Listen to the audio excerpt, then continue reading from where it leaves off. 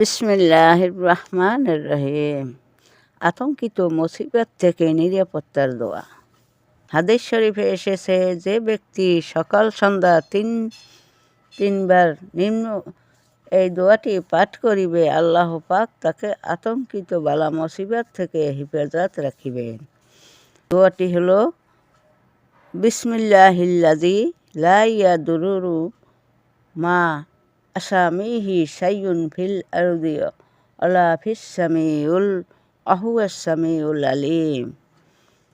বিসমিল্লাহিল্লাযী লা ইয়াদুররু মা আসামিহি শাইউন ফিল আরদি ওয়ালা ফিস সামিউ ওয়াহুয়াস সামিউল আলিম। বিসমিল্লাহিল্লাযী লা ইয়াদুররু মা আসামিহি শাইউন ফিল আরদি ওয়ালা ফিস সামিউ ওয়াহুয়াস সামিউল আলিম।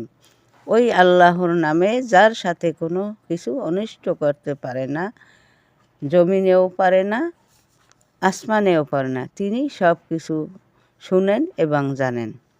সুবহানাল্লাহ। এই দোয়াটি ভালো লাগলে আল্লাহর রহমত চ্যানেলটি সবাই সাবস্ক্রাইব করুন, লাইক করুন। ধন্যবাদ সবাইকে।